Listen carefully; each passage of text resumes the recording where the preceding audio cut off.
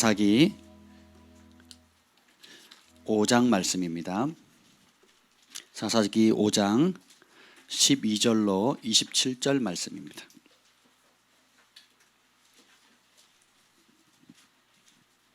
사사기 5장 12절부터 27절 말씀까지 자, 우리 한 절씩 교독하겠습니다. 깰지어다 드보라여 깰지어다 너는 노래할지어다 일어날지어다 바라기여 아비노함의 아들이여 내가 사로잡은 자를 끌고 갈지어다. 그때 남은 귀인과 백성이 내려왔고 여호와께서 나를 위하여 용사를 치시려고 내려오셨도다. 에브라임에게서 나온 자들은 아멜렉의 뿌리를 박힌 자들이요 베냐민은 백성들 중에서 너를 따르는 자들이요 마길에게서는 명령하는 자들이 내려왔고 스불론에게서는 대장군의 지팡이를 잡은 자들이 내려왔도다. 이사갈의 방패들이 들어와 함께하니 이사갈과 같이 바락도 그의 뒤를 따라 골짜기로 달려 내려가니 루벤 시냇가에서 큰 결심이 있었도다. 내가 양의 우리 가운데 앉아서 목자의 피리를 부는 소리를 들음이 어찌 됨이냐. 르우벤 시냇가에서 큰 결심이 있었도다.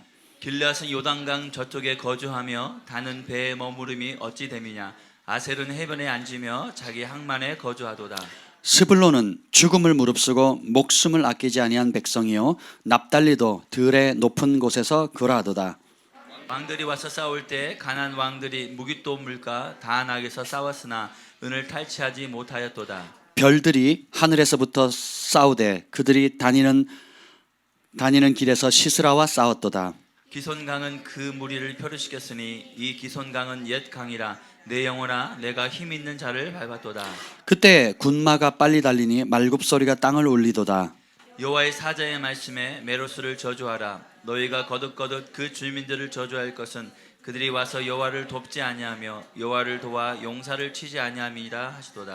겐 사람 헤벨의 아내 야엘은 다른 여인들보다 복을 받을 것이니 장막에 있는 여인들보다 더욱 복을 받을 것이로다. 시스라가 물을 구함에 우유를 주되 곧 엉긴 우유를 귀한 그릇에 담아 주었고 손으로 장막 말뚝을 잡으며 오른손에 일꾼들의 방망이를 들고 시스라를 쳐서 그의 머리를 뚫 때 곧 그의 관자놀이를 꿰뚫었도다. 그가 그의 발 앞에 구부러지며 엎드려지고 쓰러졌고 그의 발 앞에 구부러져 엎드려져서 그 구부러진 곳에 엎드려져 죽었도다. 아멘. 기도합니다. 성령 하나님 환영합니다. 오셔서 오늘 우리에게 친히 말씀하여 주시옵소서. 여호와의 영이 나를 통해 말씀하시며 그 말씀이 내 혀에 있도다 하는 그 다윗의 기름 부음이 강력히 풀어지게 하여 주시옵소서. 모든 말씀을 듣는 하나님의 백성들 가운데 착하고 좋은 마음 주셔서 30배, 60배, 100배 결실할 수 있는 은혜가 풀어지게 하여 주시옵소서. 오늘도 열방에서 함께 예배드리는 주의 백성들, 특별히 미국 땅과 호주와 또 선교지를 축복하며 예수님의 이름으로 기도합니다. 아멘. 오늘 말씀의 제목은 여호와를 도우라라는 겁니다. 따라합시다. 여호와를 도우라. 제목이 좀 이상하죠? 우리가 어떻게 하나님을 도울 수 있을까요? 하나님께서 우리의 도움이 과연 필요하기나 하실까요? 어떻게 생각하십니까? 하나님의 우리의 도움이 필요할까요? 여러분의 도움이 필요할까요? 힘으로 따진다면 필요가 없겠죠. 근데 현실은 하나님 우리를 창조하셨을 때에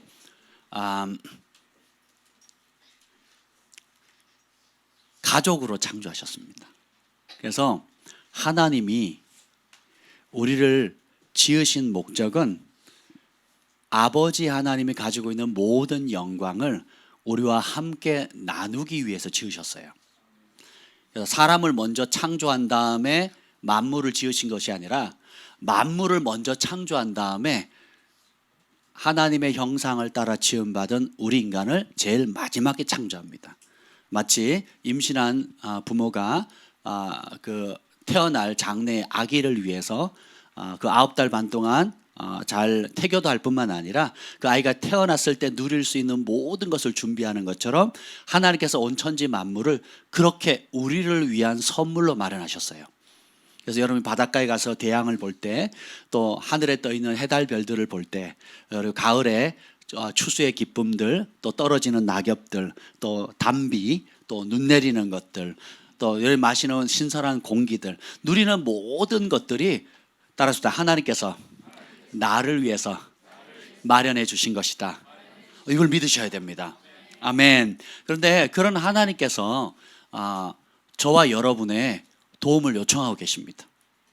능력이 없어서가 아니라 영광을 함께하기 위함입니다. 아멘. 예. 오늘 이제 교회에 이제 저희가 짐을 정리하면서 책을 이제 싹 바꿨어요. 그래서 한 6박스인가 이렇게 가지고 왔습니다. 뭐 저 혼자 들 수 있어요. 근데 저 혼자 들면 미련한 겁니다. 그래서 아들을 낳았잖아요. 아멘. 저보다 힘센 두 아들이 있어가지고 둘이서 저는 한 박스도 막 다리가 떨리더라고요. 근데 우리 둘째 아들이 두 박스를 드는 거예요. 놀랍지 않습니까? 네. 너무너무 감사하죠. 근데 제가 필리핀에 물건을 보낼 때 19박스 200kg를 제가 혼자 날랐거든요. 준 줄 알았습니다. 제가 그리고 한 3시간 알아 누웠어요. 내가 왜 아프지? 그랬더니 이 달리는 걸 했는데 근력 쓰는 운동을 안 한 거예요. 그러니까 심폐 운동을 했지만 이 힘쓰는 운동을 안 하다가 그 19박스를 계속 그 아파트 8층에서 내리고 또 가서 또 다시 내리고 막 이러니까 이게 몸이 놀랬나 봐요. 그래서 왜 아프지? 그러고 몸살기가 오더라고요. 그래서 어쨌든 안 쓰다가 쓰니까 그랬는데 우리 주한이 경환이가 있었더라면 손 하나 까딱 안 해도 돼요. 제가 그냥 하면 됩니다. 그래서 그냥 이렇게 해라 저렇게 해라. 지난번에 경환이가 따라갔거든요. 다 알아서 하더라고요. 할렐루야. 예. 그게 부려먹는 건가요?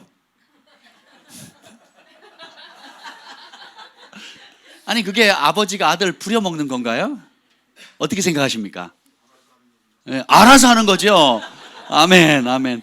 기뻐서 하는 거지. 아멘. 기뻐야 돼. 여러분 이사를 해도 짐을 같이 나눕니다.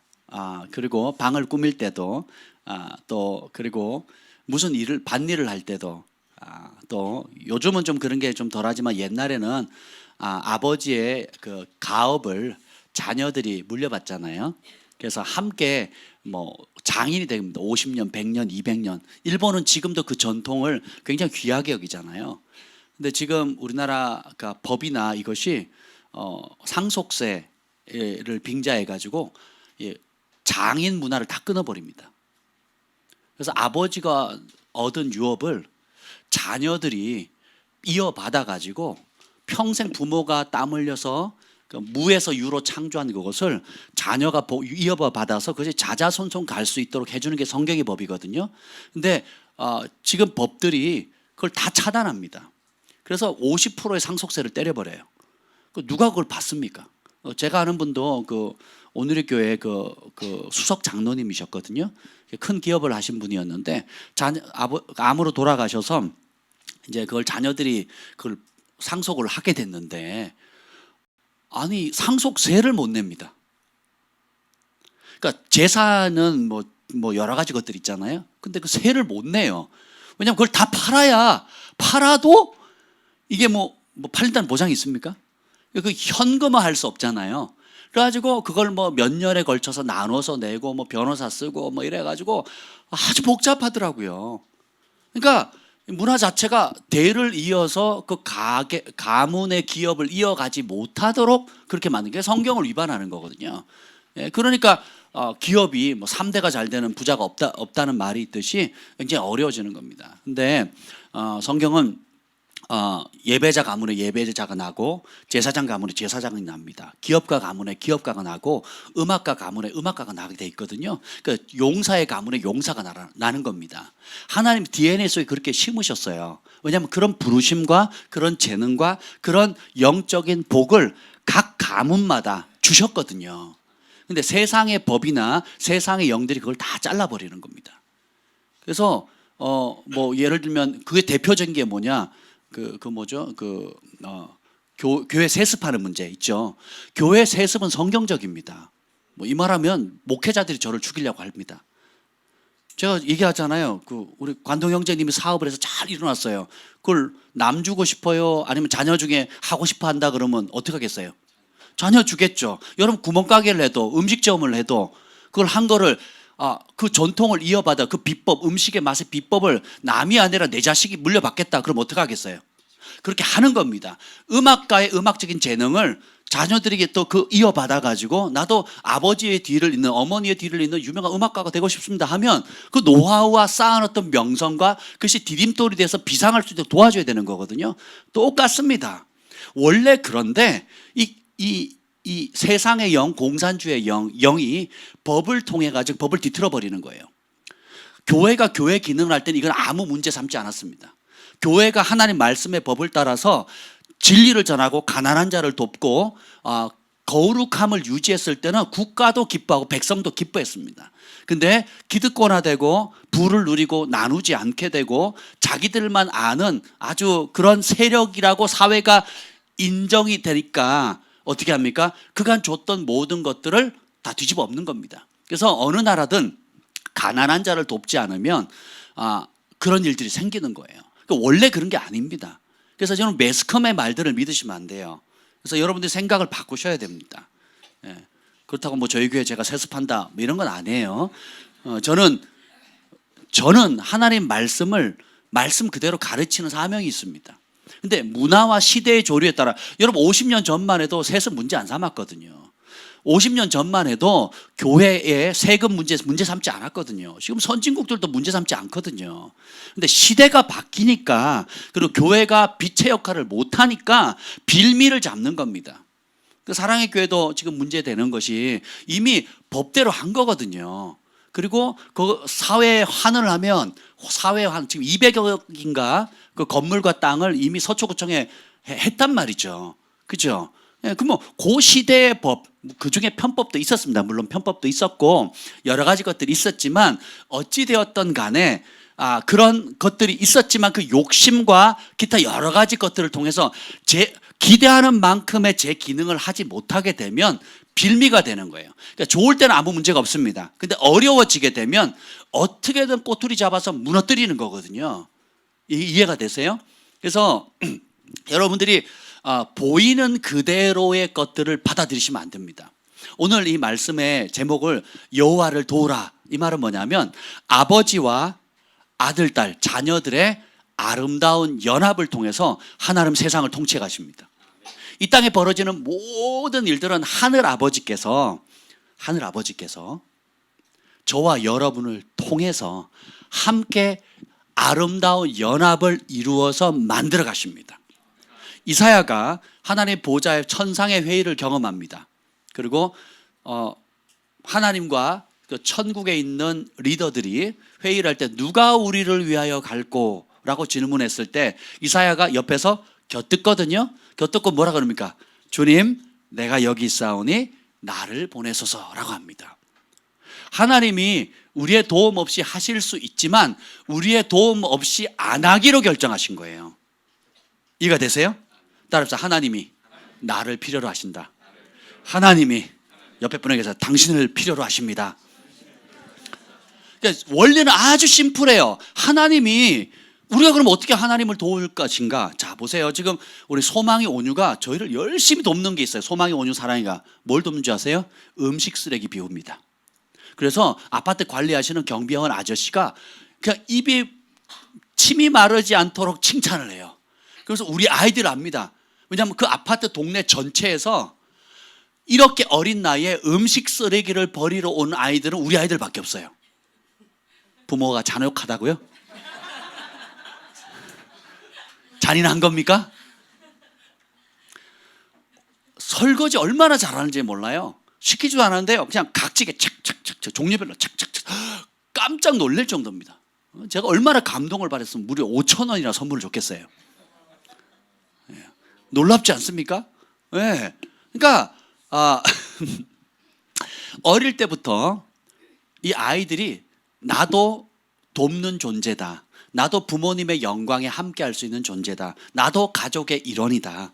그리고 나도 가치 있는 존재다. 나도 의미를 창조할 수 있고 다른 사람에게 유익이 되어줄 수 있는 존재라는 걸 배우게 하는 겁니다. 근데 요즘 학교는 부모는 어떻게 교육합니까? 학원 못 보내서 학교에서 공부만 해라는 공부만. 설거지 안 시켜요. 청소 안 시켜요. 예, 섬기는 거 안 가르칩니다. 그래서 그렇게 대학까지 쭉 졸업을 하니까 시집 장가를 딱 가니까 할 수 있는 게 뭐가 있어요? 세탁기 버튼도 누를 줄 몰라요. 음식 만들 줄을 모릅니다. 청소할 줄을 몰라요. 예, 맨날 집안 내 공부방을 어디로 놓으면 누가 청소해요? 누가 청소해야 되는 거예요? 엄마가 청소해야 되는 거예요. 그죠? 밥상 늦게 차리면 화내고 나가요. 늦게 차렸다고. 차렸어요. 반찬이 마음에 안 들어. 짜니 맵니 누가 불평해요? 이 자식 새끼 놈들이 그 짓을 하거든. 이 나쁜 놈들 같으니라고. 근데 가만히 생각하니까 저도 어릴 때 그랬거든요. 안 먹어! 그리고는 저희 아버지는 밥상을 뒤집어 엎으셨는데 저는 그렇게는 못하고 안 먹어! 그리고 내 방에 들어서 문 걸어 잠궜어요. 철이 없어서. 그렇죠? 그런데 진짜 중요한 건 말씀대로 하면 부모 공경하는 법 어릴 때부터 배워야 되는 거거든요. 그리고 부모를 위해서 섬기고 함께 수고하는 것들을 가르쳐야 되거든요. 근데 지금은 대학교 가면 최고인 줄 알아. 좋은 직장에 들어가면 최고인 줄 알아요. 그래서 명문대 나오면 최고인 줄 압니다. 명문대 나왔는데요, 아내에게 배려하는 법을 몰라요. 명문대 나왔는데 설거지 할 줄, 밥할 줄 모른다니까요. 된장찌개 하나 못 끓여요. 지금 이렇게 공교육이 몰아가는 겁니다. 그게 오히려 뭐 이름 한 번 내고 프랭카드 한 번 거는 게 최고인 줄로 생각합니다. 그러니 가정이 돼요? 생활이 됩니까? 안 되죠. 다 대접 받으려고만 하고 있고, 다 내 신랑, 내 아내가 우리 엄마 아빠 같이 나를 섬길 거라고 착각하고 결혼을 하는 거예요. 그러니 어렵죠. 하나님의 법대로 우리가 어릴 때부터 훈련받지 않았기 때문에 그런 현상이 생기는 겁니다. 그래서 여러분 열심히 자녀들 쓰레기 치우도록 하세요. 무거운 거 들게 만드십시오. 그래서 어릴 때부터 하나님 말씀을 따라 부모 공경하게 하는 법을 가르쳐야 돼요. 우리 공주님들 공주처럼 성 안에 높은 데서 대접받는 이리 오너라 하고 하녀 부리는 삶을 가르치면 안 돼요. 잠언서 31장에 그 현숙한 여인 부럽죠? 안 부러워요? 우리 남자들만 좋아하시면 안 돼요. 왕비글 교육하는 것에 대해서 나와 있는 겁니다. 그게 하녀에 대한 얘기가 아니에요. 종살이하는 여종에 대한 얘기가 아닙니다. 르무엘의 왕비리, 왕의 비, 그 왕비의 자격을 내놓는 건데요. 새벽 일찍 일어나야 되고 손수 키워야 되고요. 아침부터 일어나서 사람들에게 일할 것을 알려줘야 되고요. 겨울에 따뜻한 옷 지어야 되고요. 그리고 남편의 면류관이 돼야 되고요. 남편을 존귀 여겨야 되고요.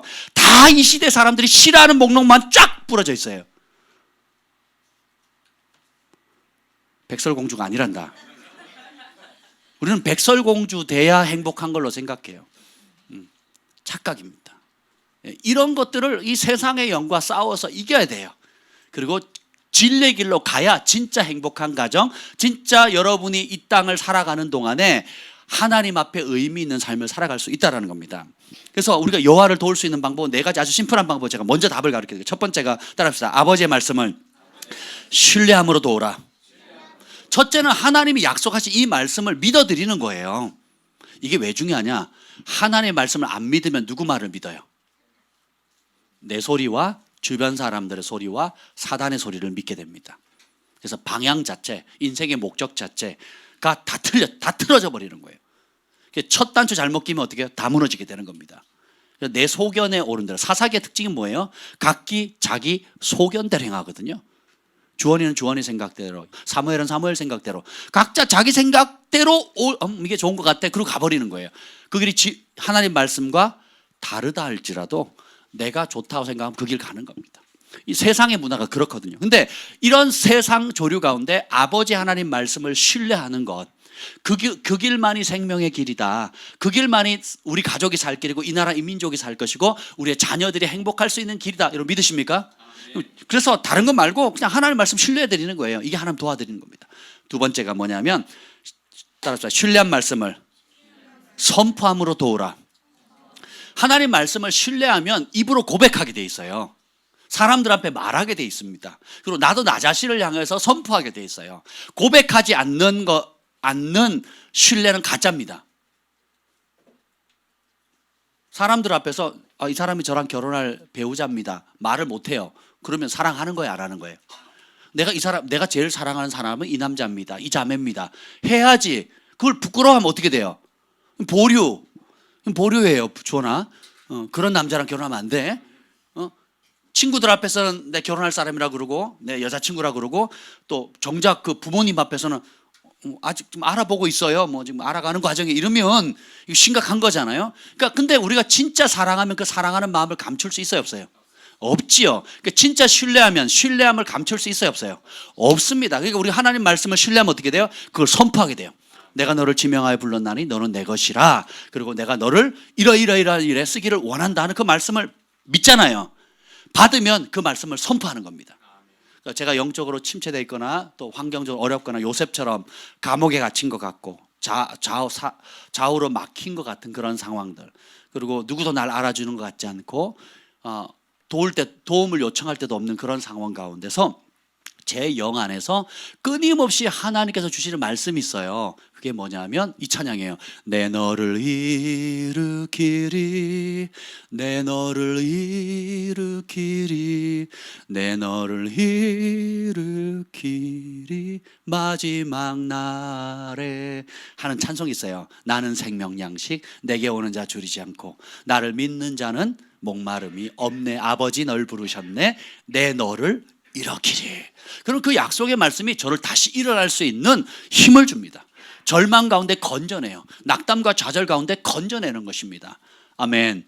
그래서 그 말씀을 노래하고 그 말씀을 선포하고 그 말씀 붙들고 기도하고 그 말씀을 위해서 중보를 부탁하고 또 그 말씀이 선포되어지는 길로 계속 선포하면 그 길로 달려가게 됩니다. 선포를 안 하게 되면 어떻게 되냐면 눌려요. 아는데 못 갑니다. 그리고 눌려요. 기도도 눌리고 행동도 눌리고. 사람들 이렇게 보면 당당하게 움직이는 사람이 있고 늘 위축돼서 눈치 보는 사람들 있죠. 예. 근데 그런 상황이라면 하나님의 진리를 선포해 보세요. 그러면 당당해집니다. 그리고 너희 말이 내 귀에 들린 대로 내가 시행하리라 하나님 말씀하셨잖아요. 그렇게 되는 거예요. 아멘. 그리고 세 번째는 뭐냐면 따라서 선포한 말씀을 가지고 싸워라. 그러니까 현실에 부딪혀야 되는 거예요. 오늘 이 부분을 초점을 맞추려고 합니다. 그러니까 첫째는 아버지 말씀 신뢰했고 신뢰한 말씀을 선포하고 선포한 말씀을 가지고 싸워야 돼요. 근데 우리는 선포한 말씀, 신뢰한 말씀, 아버지의 약속의 말씀을 빼고 어떻게 싸워요? 혈과 육으로 싸웁니다. 대부분 감정과 기분으로 싸워요. 그리고 세상 사람들이 잘 된다 하는 방식을 그대로 받아들입니다. 하나님의 말씀이 보여주는 길이 아니라 각기 여러분 전문 분야가 있잖아요. 목사님 사업에 대해서 뭘 알아요? 우리 또 사업도 종류가 얼마나 많습니까? 그러니까 그 사업에 내가 30년, 40년 잔뼈가 굳었는데 목사님 그런 거 모르시잖아요. 그러니까 요 사업은 요 사업에 운영되는 방식으로 가야 됩니다라고 고집하면 여러분은 그만큼이나 그 이하로 떨어집니다. 예. 그럼 어떻게 살아야 되냐? 직업과 아무 상관이 없습니다. 하나님의 말씀을 발견하면 그 말씀대로 사업의 목적을 정해야 돼요. 그 말씀대로 인생의 목적을 정해야 됩니다. 그 말씀대로 돈 버는 목적을 정해야 돼요. 그 말씀을 따라서 여러분들이 어떻게 돼요? 그 말씀을 가지고 현장에 싸워야 돼요. 그 현장의 문화가 다르다. 그럼 어떻게 해요? 그 말씀의 문화로 바꿔야 돼요. 현장의 세상의 문화에 말씀을 타협하거나 말씀을 망각하거나 말씀을 버리는 것이 아니라 여러분이 지금 제일 많이 시간 보내고 제일 에너지 쏟는 그 영역에 하나님의 말씀의 원리로 가지고 바꾸셔야 돼요. 그것이 여러분의 빛의 사명입니다. 말씀으로 바뀌지 않는 영역은 아직도 어둠이에요. 아직도 혼돈입니다. 예, 그러니까 열매가 없죠. 근데 그 영역에 하나님의 말씀이 딱 들어가는 순간 어떻게 돼요? 여러분 독보적인 존재가 되는 겁니다. 이따가 다룰 거예요. 그리고 마지막은 따르시다. 마침내 얻은 승리로 아버지를 찬양하라. 선포한 말씀을 가지고 순종을 하면 하나님께서 결국 승리를 주시거든요. 마지막에 웃게 하시거든요. 아멘. 그럼 그 승리를 얻었을 때 오늘 드보라가 했던 것처럼 사사기 5장은 드보라가 놀라운 승리를 이룬 후에 찬양하는 거거든요. 그래서 이 승리를 얻었을 때 누가 하셨다는 거예요? 하나님 하셨다는 거예요. 이 지혜를 누가 주셨다고요? 이 싸울 능력을 누가 주셨다고요?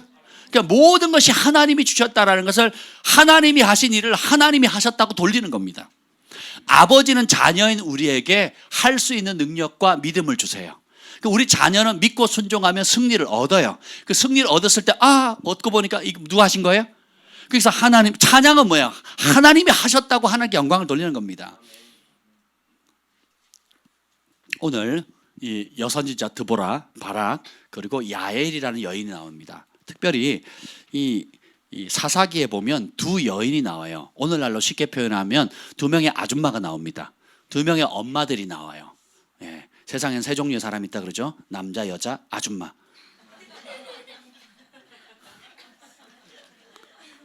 모르셨어요? 여기 보면 남자도 아니고 여자도 아닌 아줌마가 나옵니다. 라피도스의 아내 드보라와 그 다음에 헤벨의 아내 야엘이 나옵니다. 그 드보라의 뜻은 뭐냐면 꿀이라는 뜻이에요. 꿀. 이 꿀은 그 성경에 뭘로 나오면 눈을 밝히게 하거든요. 요나단이 꿀을 먹으니까 눈이 밝아졌어요. 그래서 안 보이던 게 보입니다. 못 보던 것을 볼 수 있게 돼요. 드보라 시대에 보면 그 선지자 그 사사 에훗이 죽습니다. 죽고 난 다음에 20년 동안 그 가나안 왕국의 야빈 왕이라는 사람이 그 20년 동안 이스라엘 압제하는데 굉장히 비참합니다. 왜냐하면 이스라엘이 그 사사기에는 보면 범죄하면 하나님 심판이 와요. 심판을 어떻게 하냐? 주변 국가들을 통해서 압제합니다. 그래서 재산을 빼앗아가고 그걸 곡물을 탈취해가고 여자와 부녀자들과 자녀들은 강간을 당합니다. 그리고 남자들은 아예 힘을 못 쓰도록 그렇게 만들어요. 그것이 사사기 전체에 400년 동안 계속 이게 반복됩니다. 400~500년 동안 계속 그게 반복돼요. 그래서 고통 가운데 부르짖음하는 사사를 보내고 그 사사를 통해서 평강이 옵니다. 평강이 오면 다시 범죄예요. 그러니까 배부르면 범죄예요. 배부르고 등 따시면 범죄하는 거예요. 그러니까 범죄하니까 하나님께서 깨달아 회개하라고 어떻게 해요? 또 주변 국가를 일으켜가지고 심판을 합니다. 그럼 고통이 오죠? 그럼 또 부르짖어 하나님 잘못했어요. 그럼 하나님 사사를 통해서 또 회복시킵니다. 이게 계속 반복되는데 지금까지예요. 하나님의 운행하시는 방법 아주 단순한 방법인데 통해요. 통합니다. 말 안 들으면 어떻게 해요? 권면해요. 권면해서 안 들으면 매를 들어요. 그렇죠? 그럼 돌이키면 어떻게 해요? 또 축복합니다. 그러니까 축복해서 등 따시면 어떻게 또 말 안 듣거든요. 고집피거든요. 그러니까 어떻게 해요? 매 맞아요. 그리고 울면서 회개하면 어떻게 돼요? 좀 축복해져. 이 고리를 계속 반복되는 거예요. 미련한 사람은 그 길을 계속 가는 거예요. 근데 지혜로운 사람은 오늘 말씀처럼 여호와를 돕게 되는 겁니다. 오늘 23절 한번 읽어볼까요? 23절 함께 읽겠습니다. 23절 시작. 여호와의 사자의 말씀에 메로스를 저주하라. 너희가 거듭 그 주민들을 저주할 것은 그들이 와서 여호와를 돕지 아니하며 여호와를 도와 용사를 치지 아니함이니라. 아멘. 남자들이 제구실을 못하니까 하나님께서 여자를 세워요. 그래서 성경에 여자 선지자들이 등장을 하는데 그 중에 한 사람이 드보라입니다. 이 사사기의 드보라는 굉장히 좀 특별해요. 왜냐하면 왜 특별하냐? 너무 평범해서. 그러니까 라피도스의 아내예요. 그러니까 누군가의 엄마고 누군가의 처입니다. 여러분 가운데 누군가의 아내이거나 누군가의 엄마인 분만 아멘. 이 아줌마들이에요. 이 아줌마들 또 그 헤벨의 아내 야엘이라고 있어요. 이게 헤벨의 아내 야엘은 헤벨은 뭐냐면 모세의 장인 이드로 있죠. 이드로 족속이에요. 근데 그 가나안 땅에 와서 살아요. 이들은 철을 다스립니다. 근데 이 족속은 뭐냐면 이스라엘을 핍박하는 그 야빈 왕과 연합돼 있어요. 그러니까 적국과 연합해 있는 그런 상태입니다. 철을 제공하는 거예요. 그래서 이 야빈 왕은 당시에 철 병거가 900대 있었습니다. 오늘날 말하면 거의 항공모함 수준이죠. 그러니까 뭐 이 당시가 아마 청동기 이전이었을 거예요. 그러니까 굉장히 투박한, 그러니까 이스라엘 백성들 싸우러 나갈 때 그 쇠붙이를 들고 나가는 사람이 없을 정도로 굉장히 거의 육박전에 가까운 거죠. 그런데 이 야빈 왕은 철을 다뤘기 때문에 철로 만든 병거를 900대를 가지고 있었어요. 그걸로 20년간 압제를 하는 겁니다. 그 와중에 두 명의 용기 있는 여인이 등장하는데 이 야엘이라는 사람은 적국과 연합해 있는 사람, 남편이 그런 사람이 철을 다루고 있었고 그리고 평범한 아내였습니다. 근데 이 헤벨의 이름이 뭐냐면 산양이란 뜻이에요. 산양. 산에 있는 양 있죠. 염소과죠, 그죠? 산에 있는 양. 그러니까 양인데 어떻게 그냥 풀밭에 다니는 것이 아니라 바위 암벽을 이렇게 마음껏 다니는 그런 뜻이 있습니다. 그러니까 성경의 이름을 보면 굉장히 의미가 있어요. 그러니까 드보라는 꿀과 같은 존재예요. 눈이 어둡고 귀가 어두워서 그 압제 가운데서 갈 방향을 잡지 못하고 있는 그 칠흑 같은 어둠의 시대에 꿀과 같은 존재예요. 눈을 밝혀주는 겁니다. 그래서 하나님을 보게 해요. 자신의 실상을 보게 합니다. 그리고 살아계신 하나님께로 돌이킬 수 있도록 눈을 열어주는 자가 되거든요. 그리고 야헬은 보면 거할 수 없는 곳에 거하는 산 양과 같아요. 그래서 벼랑 끝을 다니고 이곳에서도 짐승이 살 수 있을까? 이곳에서도 생명을 유지할 수 있을까? 하는 그 상황 속에서 살 수 있는 그런 상징적인 인물입니다. 오늘 보면 사사기 4장 14절 한번 읽어보겠습니다. 4장 14절이에요. 한번 읽어보겠습니다. 시작. 드보라가 바락에게 이르되 일어나라 이는 여호와께서 시스라를 내 손에 넘겨주신 날이라 여호와께서 너의 앞서 나가지 아니하시느냐 하는지라. 아멘. 자, 성경의 원리는 제가 지난주에 말씀드렸죠. 하나님의 약속을 현실로 이루는 방법에 대해서 다뤘잖아요. 첫 번째가 뭐예요? 항상 먼저 뭐가 온다고요? 말씀, 약속의 말씀이 온다는 거예요. 자, 시스라가 뭐냐면 그 야빈 왕의 그 총사령관입니다. 그래서 실제로 전쟁은 누가 치러요? 시스라가 하는 겁니다. 전쟁 사령관이에요. 두려워 떠는 존재입니다. 이스라엘 가장 핍박하는데 앞장선 존재고 이스라엘 사람들이 벌벌 떠는 존재입니다. 근데 뭐예요? 드보라를 통해서 하나님께서 바락에게 얘기합니다. 하나님께서 오늘 시스라를 네 손에 넘겨주는 날이다. 먼저 뭐가 있어요?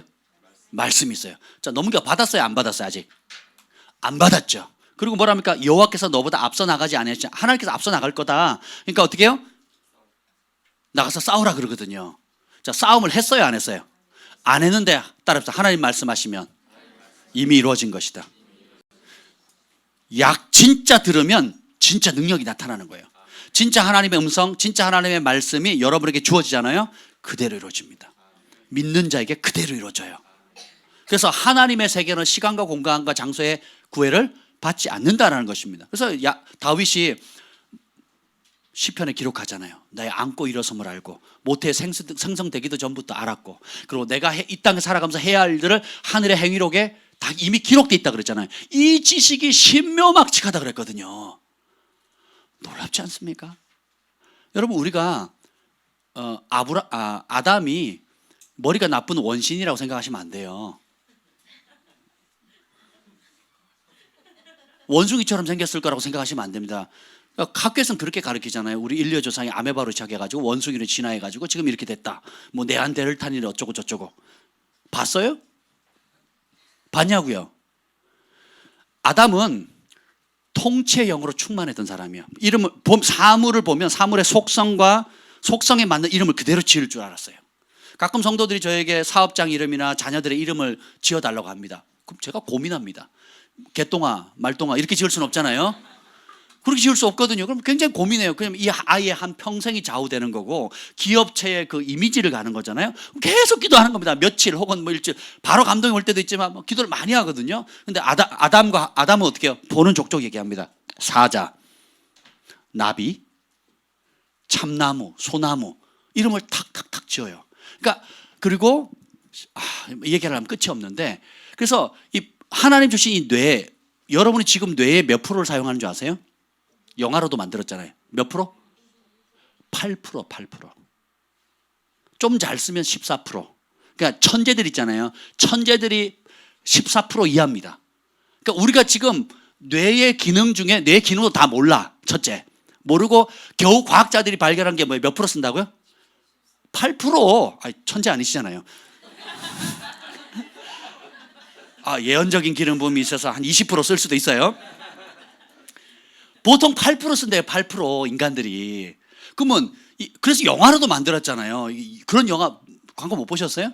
뇌의 기능을 100%로 활용하면 막 시간도 초월하잖아요, 사람이. 그런 영화는 안 보시고. 영화로도 지금 헐리우드에 영화 만든 지 오래됐거든. 그런 영화 잊을만 하면 나오거든요. 그러니까 아담이 죄가 없었을 때는 그 100% 그 모든 걸 사용했단 말이에요. 그러니까 대단한 겁니다. 대단한 존재거든요. 그러니까 우리가 은혜를 받고 지혜와 계시의 영이 임하면 그것이 회복되어지는 거거든요. 그래서 요셉도 다니엘도 이같이 여호와의 신들인 자를 우리가 찾아볼 수 없겠다. 그래서 세상에 가장 탁월한 사람보다 더 탁월해지고, 다니엘도 세상에 탁월한 사람보다 10배나 더 탁월해질 수 있는 게 그것이 회복되어지거든요. 뭐하면? 하나님의 영이 임하면. 이렇게 되는 겁니다. 근데 여기 보면 하나님의 말씀이 항상 먼저 와요. 그래서 약속이 먼저 주어집니다. 근데 문제는 그걸 믿느냐 안 믿느냐예요. 여러분 믿으세요, 안 믿으세요? 하나님의 약속을 믿으세요, 안 믿으세요? 믿으면 어떻게 된다고요? 선포해야 되고요. 선포한 다음에 어떻게 돼요? 선포한 말씀으로 싸워야 되고, 싸워서 마침내 승리를 얻으면 어떻게 돼요? 영광을 누구에게 돌려요? 하나님. 요 사이클이 계속 반복됩니다. 오늘도 마찬가지예요. 그래서 사사기 4장 6절 한번 봅시다. 사사기 4장 6절 읽겠습니다. 고통받아서 3절에 보면 이스라엘 자손이 여호와께 부르짖었어요. 너무 성경 보면 심히 학대했으니 이렇게 나옵니다. 그때 드보라가 나타나서 하는 말입니다. 드보라가 무슨 뜻이라고요? 꿀이에요, 꿀. 이제 꿀이 눈을 밝힙니다. 6절 시작. 드보라가 사람을 보내어 아비노함의 아들 바락을 납달리 게데스에서 불러다가 그에게 이르되 이스라엘의 하나님 여호와께서 이같이 명령하지 아니하셨느냐? 너는 납달리 자손과 스불론 자손 10,000명을 거느리고 다볼산으로 가라. 아멘. 하나님의 명령이라는 거예요. 오늘 여호와께서 너보다 앞서가실 것이고 시스라는 네 것이다. 너에게 넘기는 날이다. 이렇게. 현실은 두려움에 벌벌 떨고 있거든요. 현실은 이 20년 동안 압제를 당했으니까 앞으로도 압제를 당할 거라고 생각하는 거예요. 20년 동안 이겨본 적이 없으니까 앞으로 이기지 못할 것이냐. 20년간 억눌려 살았기 때문에 앞으로도 나도 억눌려 살 것이고 내 자식도 억눌려 살 것이다. 그러니까 고통이라는 현실 가운데 그냥 꽉 눌려 사는, 이게 마귀가 하는 짓이거든요. 근데 하나님의 말씀이 임하면, 하나님의 음성을 진짜 듣는 사람이 있으면, 하나님과 교통하는 사람이 진짜 있으면 거기서 건져내는 거예요. 그래서 어떻게 해요? 하나님 비켜, 내가 알아서 할게가 아니에요. 그 약속의 말씀을 믿는 한 사람을 찾는 거예요. 이 고통의 자리에서 건져낼 수 있다는 하나님의 말씀을 믿는 사람, 이 가난의 자리에서 끄집어낼 수 있다는 그 하나님의 말씀을 믿는 사람, 이 빚더미 위에서 건져낼 수 있다는 그 하나님의 약속의 말씀을 믿는 사람, 죄의 종으로부터 자유케 될 수 있다는 그 하나님의 약속을 믿는 그 한 사람을 찾는 겁니다. 그래서 믿는 사람을 발견하면 하나님과 하나님의 자녀가 어떻게 돼요? 연합하는 겁니다. 그리고 같이 싸워요. 그래서 순종하게 되면 하나님이 앞서서 행하시는 겁니다. 언제 주님이 앞서 행하신다고요? 우리가 믿음으로 반응할 때, 아니면 믿음으로 반응하는 사람이 드러날 때. 남자들이 지지리도 못하니까 하나님께서 어떻게 누굴 불러요? 아줌마를 불러요. 아줌마. 정말 평범한 우리의 엄마, 평범한 누구의 아내, 두 사람이 등장하는 겁니다. 그래서 어떻게 돼요? 남자들 정신 좀 차리라고. 그래서 어떻게 합니까? 하나님의 말씀을 붙잡고 가자고 하는 거예요. 10,000명 모으라는 거예요. 그래서 바락이 그 말씀을 듣고 10,000명을 모으는데 스불론과 납달리 지파 사람들이 모여요. 이 스불론과 납달리 지파는 야빈 왕이 제일 가까운 지역이고 제일 극심한 피해를 받았던 곳입니다. 그래서 어떻게 하냐면 목숨을 걸고 일어나는데, 한번 보죠. 5장 18절입니다. 시작. 스불론은 죽음을 무릅쓰고 목숨을 아끼지 아니한 백성이요 납달리도 들의 높은 곳에서 그러하도다. 자, 전쟁이 딱 터지니까 이제 반응이 나타납니다. 자, 드보라의 영이 딱 일어나고 바락의 영이 깹니다. 드보라가 일어나기 전까지는 어떻게 돼요? 다 숨어 지냅니다. 그 피해 의식에 사로잡혀 살아요. 그리고 해법이 있다 없다? 나도 고통받고, 누구도 고통받아요? 내 자식도 고통받고, 주변에는 많은 사람들이 고통을 받는데 이 고통의 대물림이 되는 거예요. 지난 10년도 그랬고 지난 20년도 그랬고, 그러니까 앞으로 10년도 그럴 거고, 누가 우리 건져내겠지 하는 소망조차 없는, 근데 고통 가운데 그 어려움을 겪고 있는 겁니다. 마귀가 온 것은 도적질하고 죽이고 멸망시키기 위한 거라 했죠. 근데 주님께서 드보라를 일으키는 거예요. 그 영을 깨는 겁니다. 누구? 하나님의 약속의 말씀 믿는 사람, 그 말씀에 목숨 거는 사람, 그 말씀에 단순하게 순종할 사람을 찾는 겁니다. 그때 바락이 반응을 하죠. 그러니까 바락이 반응하니까 어떻게 10,000명을 모집하라 그러니까 10,000명이 모이는데 그 중에 제일 앞장선 족속이 스불론과 납달리 지파입니다. 그래서 목숨을 걸은, 죽음을 무릅쓰고 목숨을 아끼지 않는 거예요. 자, 승리에 대한 약속은 있는데 싸움은 누가 해야 돼요? 내가 해야 되는 거예요.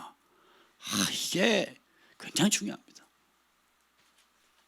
하나님 여러분의 부르심의 약속, 또 축복의 약속들이 있어요.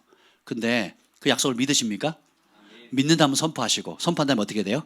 그 말씀을 가지고 싸우셔야 돼요.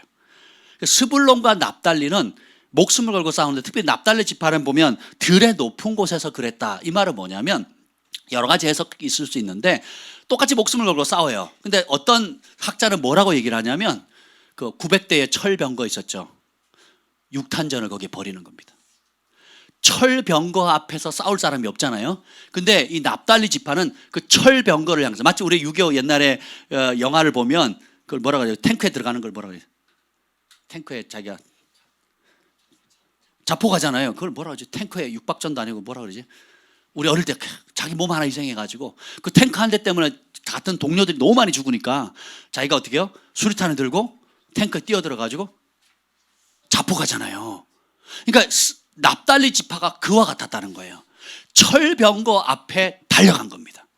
철병거만 나타나면 다 도망가야 되는데 오히려 그걸 향해 달려갔다라는 거예요. 이런 용기 있는. 그래서 드보라의 영역이 딱 깨면 그래서 한 사람이 깨면 잠자는 영이 깨요. 드보라의 뜻이 뭐라고요? 꿀은 눈을 밝힌다 그랬죠. 그래서 눈이 밝혀서, 전에는 우리가 질 수밖에 없고 망할 수밖에 없었는데 이제는 뭐가 보여요? 승리할 길이 보이는 거예요. 자유할 길이 보이는 겁니다. 해방될 길이 보이는 거예요.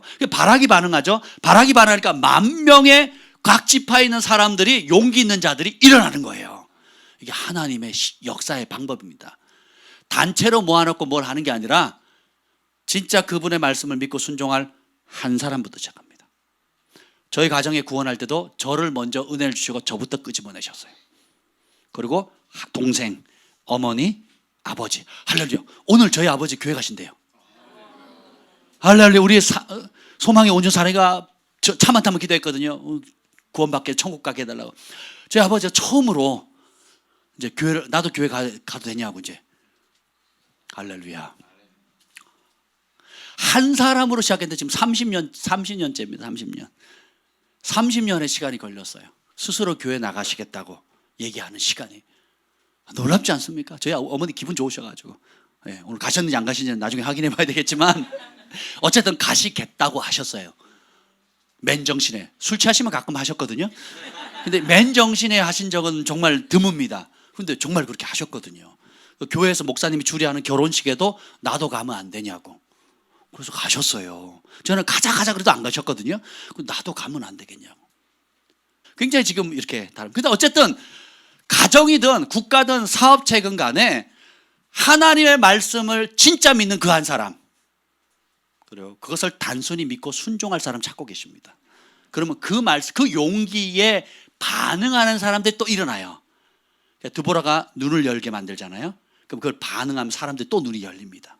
스불론과 납달리는 그 지파는 그 가장 앞서, 가장 극심한 고통의 고통을 제일 많이 받았거든요. 그래서 더 이상 이 고통은 안 된다.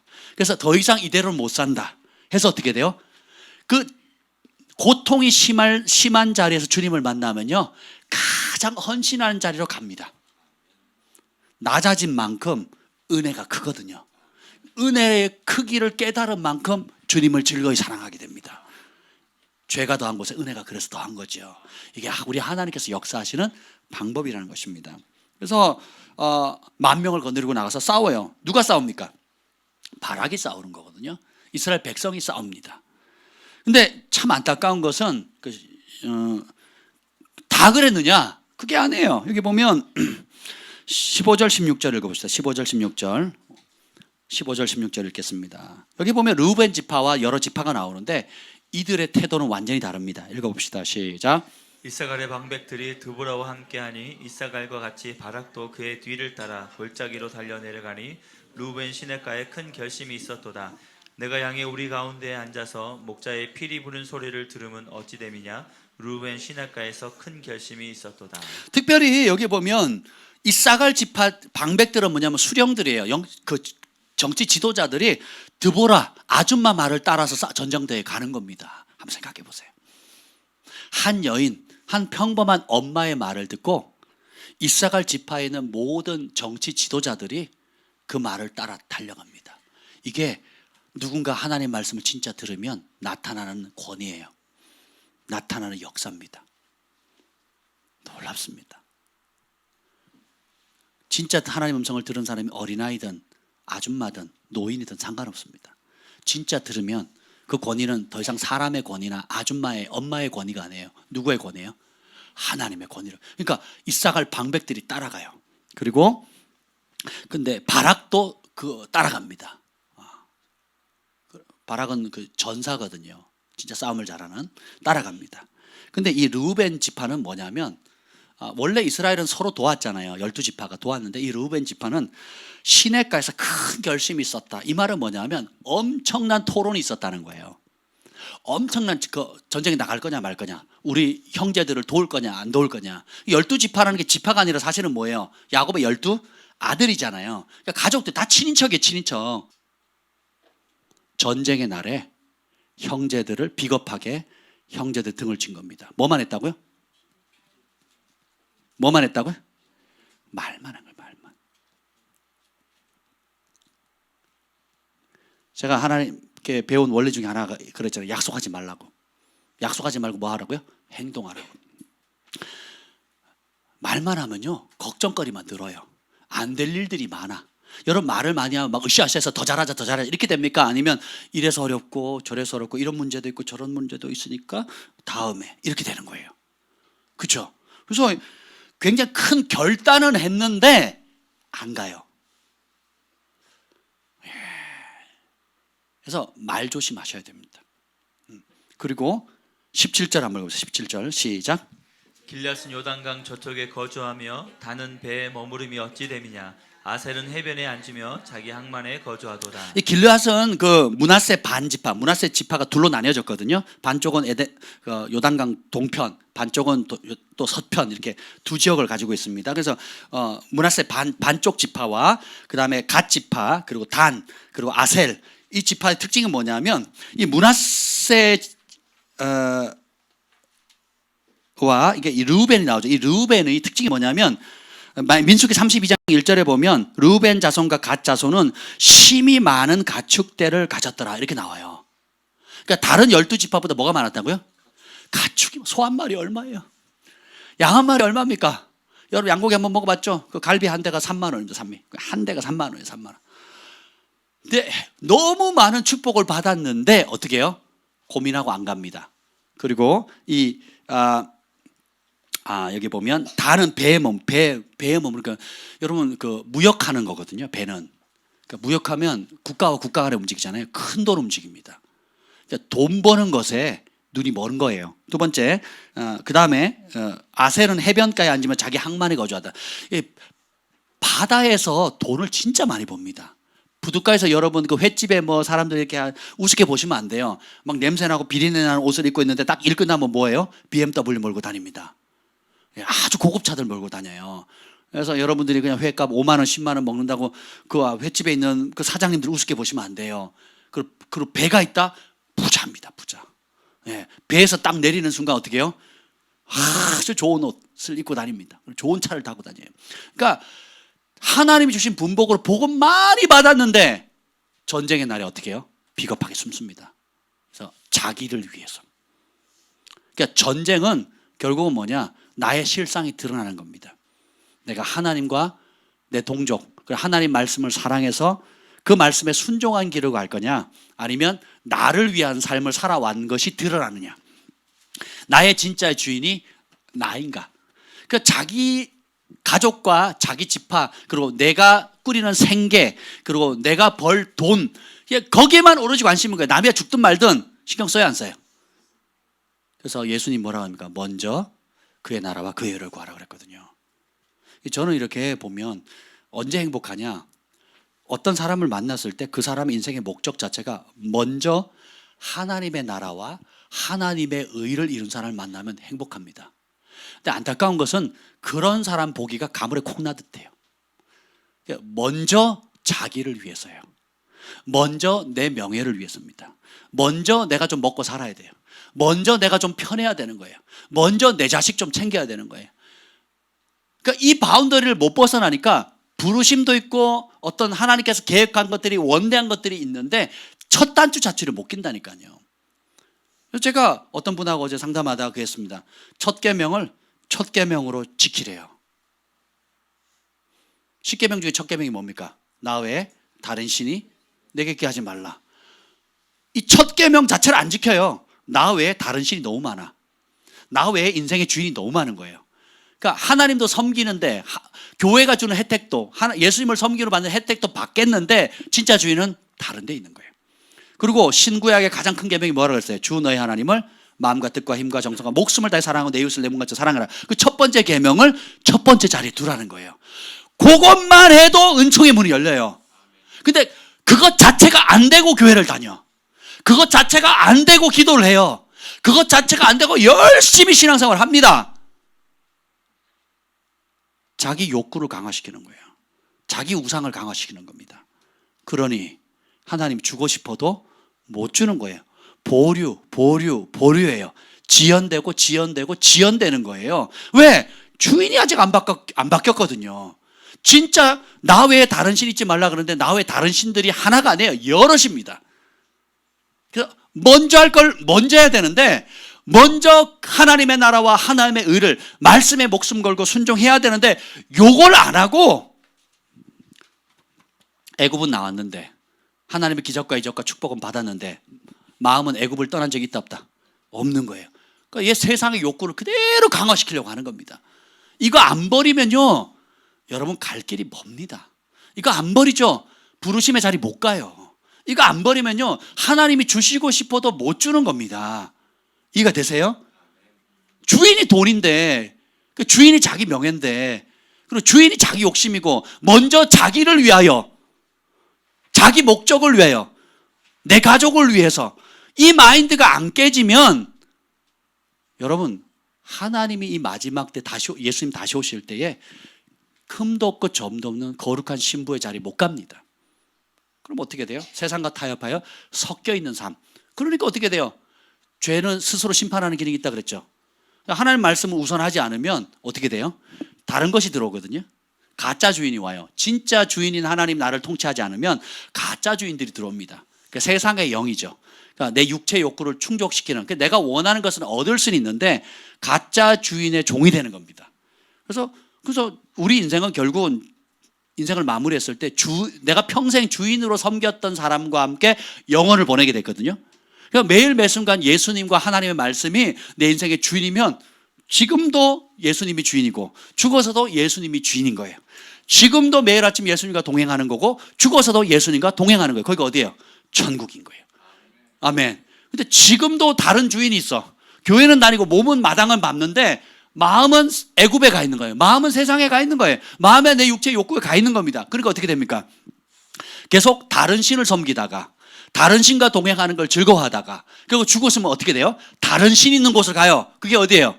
지옥인 거예요. 이 땅을 사는 동안도 지옥이에요. 천국이 뭐라 그랬어요? 예수님 계신 곳. 그 예수님의 통치를 기쁘게 받아들인 곳이 천국이라고 그랬죠. 지옥은 뭐예요? 예수님 안 계신 곳. 다르게 표현하면 예수님의 통치를 거부하는 곳이거든요. 여러분이 하루하루가 천국이 돼야 됩니다. 예수님의 통치를 기뻐하고 그분과 동행하는 걸 즐거워하면 천국이지만 그걸 거부해버리게 되면 어디야? 하루하루가 지옥이에요. 하루하루가 꼬이는 겁니다. 얽힌 실타래잖아요. 하루하루가 악화되는 거예요. 심히 고통스럽거든요. 천국은 죽어봐서 누리는 게 아니라니까요. 언제 누려요? 지금 누리는 겁니다. 예수님이 통치를 받아들인다는 것은 그분의 말씀을 따라 생각하고 그분의 말씀 따라 말하고 그분의 말씀 따라 결정하는 거예요. 그분이 아니라 그러면 아닌 거예요. 그분이 하라 그러면 하는 겁니다. 전쟁의 날에 스불론과 납달리는 드보라를 통한 하나님의 말씀을 붙잡고 목숨을 걸고 싸웁니다. 최전선에. 근데 르우벤 지파와 소위 말하면 배부른 사람들, 내가 배부르니까 하나님의 뜻이 뭔지 관심이 없어요. 하나님의 백성이 고통받는 거에 관심이 없습니다. 오직 나만 배부르면 돼. 오직 나만 잘 되면 되는 거예요. 그랬더니 그 중에 하나가 뭐냐면 23절. 그 결과가 어떻게 되면 23절 시작. 여호와의 사자의 말씀에 메로스를 저주하라. 자, 여호와의 사자는 다르게 표현하면 그 호랑이 사자, 그 사자가 아니에요. 여호와의 사자는 천사라는 뜻이에요. 천사, 메신저라는 거예요. 천사가 천사를 통해서 하나님 말씀을 주시는데 메로스를 뭐 하래요? 저주하래요.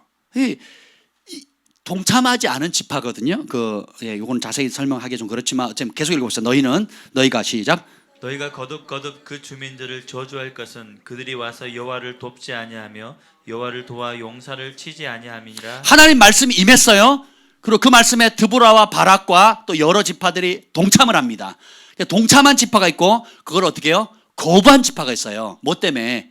자기 먹고 살라고, 자기 편하려고. 그랬더니 뭐라 그럽니까? 그게 하나님 뭐라 그래요? 천사를 보내서 뭐라 그래요? 저주하래요. 근데 저주한 이유가 뭐예요?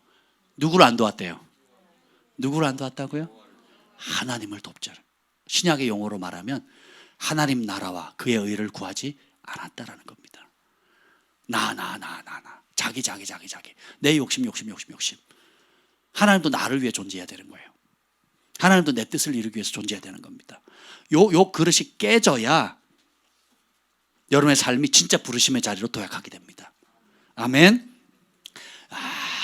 근데 이 전쟁의 날에 즐거이 헌신하는 사람이 있어요. 9절 읽어봅시다. 9절 시작. 그들이 백성 중에서 즐거이 헌신하였으니 여호와를 찬송하라. 이 와중에도 즐거이 헌신하는 사람이 있어요. 즐거이 헌신하는 게 교회에 출석해서 예배 잘 드린다는 뜻이 아닙니다. 이 상황은 뭐예요? 전쟁에 나가서 목숨을 걸고 싸우는 거예요. 뭘 따라서? 하나님의 말씀을 따라서 그 약속을 믿고 가는 겁니다. 원리는 똑같아요. 먼저는 말씀이 있고 그 다음에 그 말씀에 약속의 말씀을 믿는 사람, 믿고 선포하는 사람, 선포한 말씀을 가지고 싸우는 사람. 그리고 그걸로 인해서 드보라가 너무 기뻤어요. 왜냐하면 즐거이 주님을 사랑함으로 헌신했거든요. 그러니까 이런 일을 행하신 하나님을 찬양하라. 그 중에 야엘이 나옵니다. 24절 읽읍시다. 시작. 겐 사람 헤벨의 아내 야엘은 다른 여인들보다 복을 받을 것이니 장막에 있는 여인들보다 더욱 복을 받을 것이라. 자, 헤벨의 아내예요. 누군가의 엄마죠. 그 엄마는 다른 엄마들보다, 다른 아줌마들보다 복을 받는데요. 왜 그러냐? 다른 아줌마들은 그냥 장막에 있었거든. 수동적인 거예요. 근데 드보라와 야엘은 어떻게 돼요? 능동적입니다. 왜 그러냐? 하나님이 이 순종한 사람을 통해서 전쟁에 나가지고 전멸시킵니다. 그리고 900대의 병거를 다 없애버려요. 초토화시킵니다. 놀랍게 초토화시키는데 어떻게 표현하냐면 20절 읽어보시죠. 20절 시작. 별들이 하늘에서부터 싸우되 그들이 다니는 길에서 시스라와 싸웠도다. 시스라가 참모총장이잖아요. 그러니까 누가 싸웠다고요? 별들이 하늘에서부터 와서 싸웠던 게, 이 초자연적인 역사들을 은유적인 표현이고 시적인 표현이기도 하지만 하나님께서 앞서 행하시다 그러겠죠. 그래서 이 별들은 또 천사들로도 해석이 됩니다. 그러니까 보이진 않지만 영적인 세력들이 뒷받침돼 가지고 어떻게 해요? 전쟁에서 승리케 하는 거예요. 그리고 21절 기손강은 그 무리를 표류시켰다. 강물이 범람해 가지고 적군들을 쓸어버린 겁니다. 홍해 바다에 애굽 병사들을 수장시킨 것처럼 이 기손강의 강물이 범람해 기손 그 주변에서 싸움이 있었거든요. 기손강이 범람해 가지고 적군을 초토화시키는 겁니다. 근데 시스라만 남았어요. 시스라가 도망가는데 자기가 동맹을 맺었던 지역을 갑니다. 그 겐 사람이라고 겐 지파에 갔는데 거기 야엘의 집에 가요. 그랬더니 이 야엘이 어떻게 합니까? 25절 시작. 시스라가 물을 구하매 우유를 주되 곧 엉긴 우유를 귀한 그릇에 담아 주었고. 당신은 물보다 우유가 더 귀합니다. 그리고 최고급 대접에 담아가지고 안심시켜요. 그리고는 어떻게 해요? 26절 읽어봅시다. 시작. 손으로 장막 말뚝을 잡으며 오른손에 일꾼들의 방망이를 들고 시스라를 쳐서 그의 머리를 뚫되 곧 그의 관자놀이를 꿰뚫었도다. 관자놀이가 어디냐면 여기거든요. 누워있잖아요. 여기에다가 말뚝 장막을 대고 쇠방망이로 친 겁니다. 그래서 뚫고 땅에 박혔다 그랬어요. 한 방에. 예를 들어 살살 쳤어요. 탁 쳤는데 아야 이게 아닌 게 왜 안 들어가지? 다시 한번 했다고 생각해 보세요.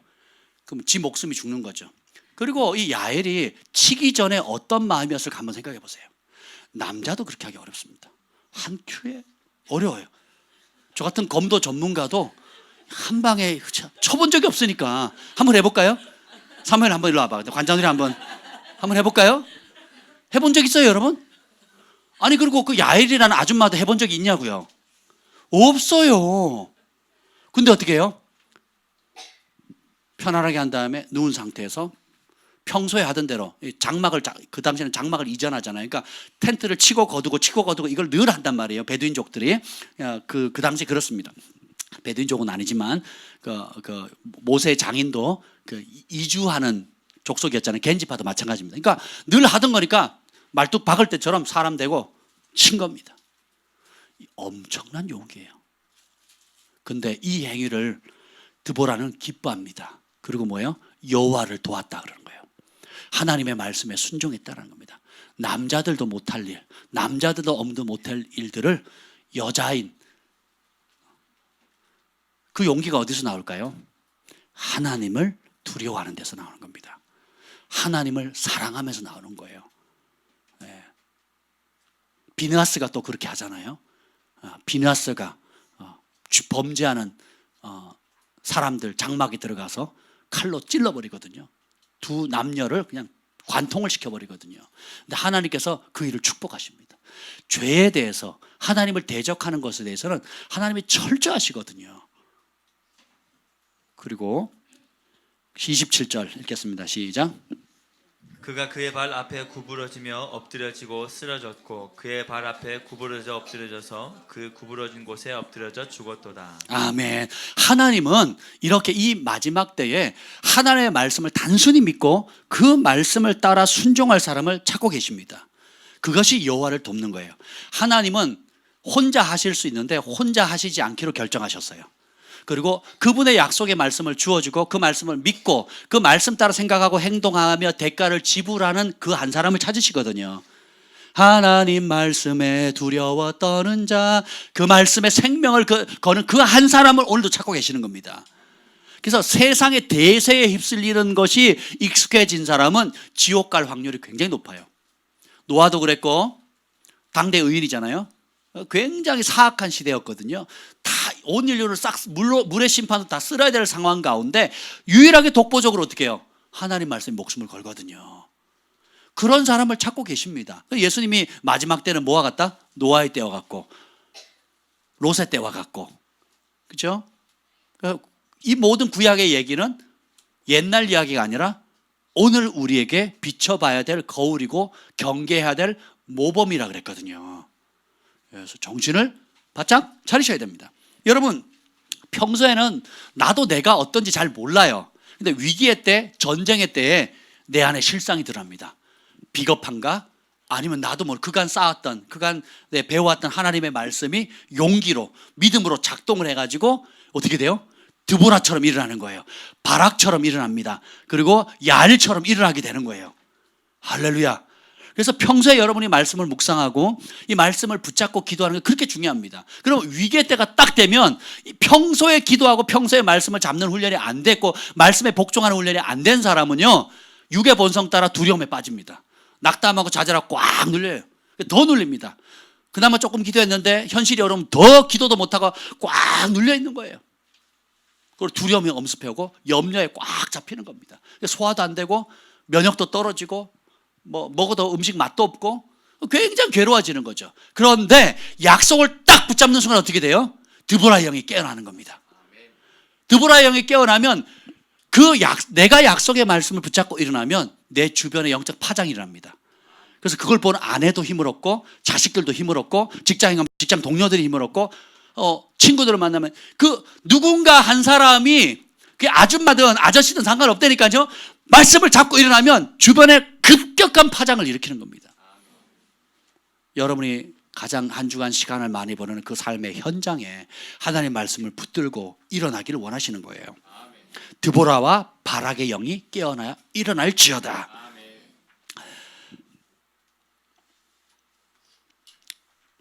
전쟁의 때에 그간 여러분이 쌓아놨던 믿음을 발휘할 기회가 옵니다. 그게 진짜인지 가짜인지 드러납니다. 13절 한번 읽어볼까요? 13절 읽겠습니다. 시작. 그때 남은 귀인과 백성이 내려왔고 여호와께서 나를 위하여 용사를 치시려고 내려오셨도다. 아멘. 12절에 보면 깰지어다 깰지어다 드보라여 깰지어다 이렇게 얘기합니다. 드보라는 병거 900대를 쳐다보지 않았어요. 드보라는 내가 여잔데라고 내가 뭘 할 수 있겠어 자신을 묵상하지 않습니다. 드보라는 그냥 자신에게 주어진 하나님의 약속만 붙잡아요. 그 약속을 주신 하나님만 붙잡습니다. 그리고 어떻게 해요? 그 말씀 앞에 말씀이 임해야 내 영이 깨거든요. 여러분이 영이 깨는 것은 환경에 의해서 깨지는 게 아니에요.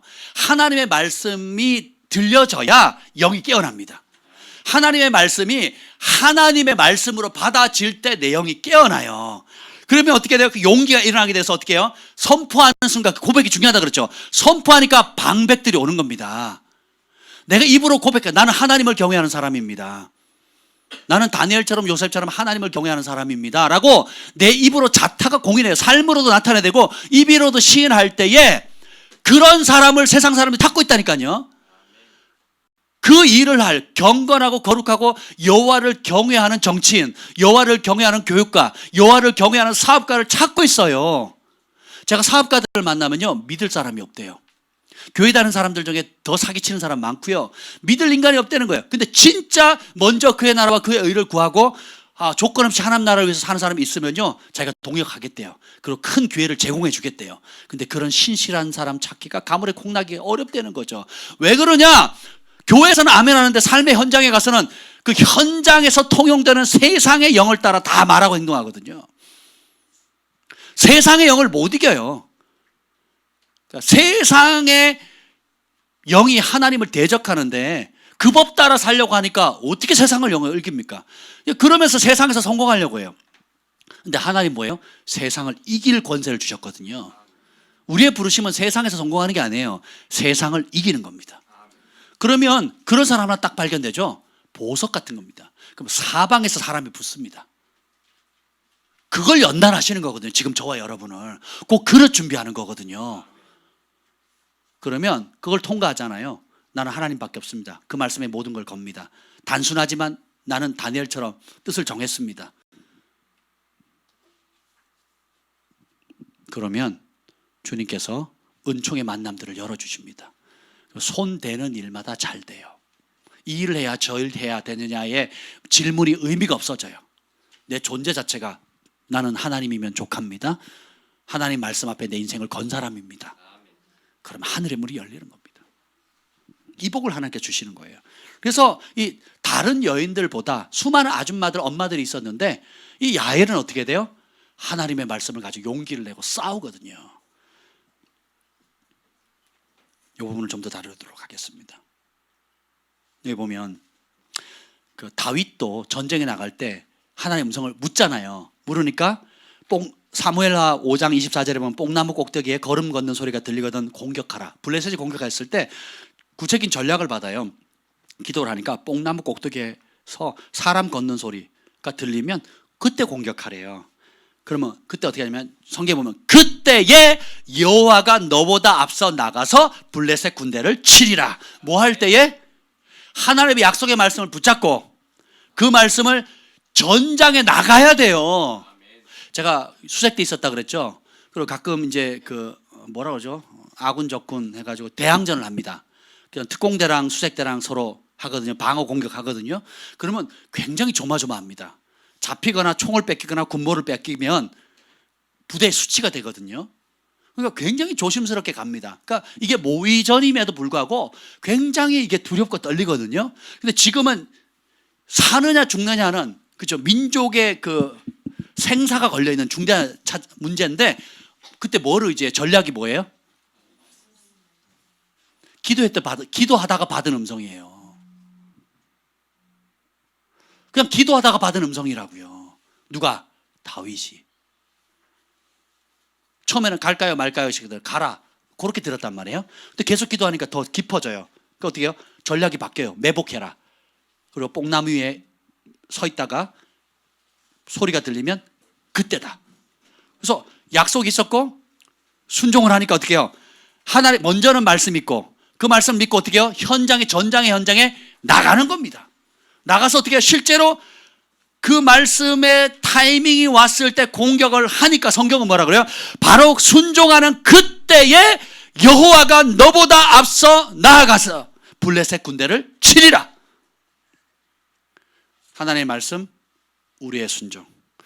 하나님의 말씀, 우리가 실제로 선포하고 하나님의 말씀, 그 선포된 말씀을 가지고 싸우는 겁니다. 역대상 14장 15절도 마찬가지예요. 똑같은 얘기인데 자 보면 뽕나무 꼭대기에 걸음 걷는 소리가 들리거든 곧 나가서 싸우라. 너보다 하나님이 앞서 나가서 블레셋 사람들의 군대를 치리라. 우리는 순종해서 나가는데 싸움은 누가 해요? 하나님이 하시는 거예요. 누가 친다고요? 하나님. 근데 전장터에는 누가 나가요? 내가 나가는 거예요. 여리고성을 7바퀴 돌고 마지막에 외치는 건 누가 외쳐요? 내가. 도는 건 누가 돌아요? 내가 돌아요. 근데 무너뜨리는 거는 이게 아버지와 자녀들의 합작품인 거예요. 아버지는 약속하시고 우리는 신뢰하는 겁니다. 그리고 아버지는 말씀하시고 우리가 어떻게 해요? 순종하니까 싸움은 누가 해요? 하나님. 그래서 영광은 누가 받으세요? 하나님. 전리품은 누가 얻어요? 우리가 얻는 거예요.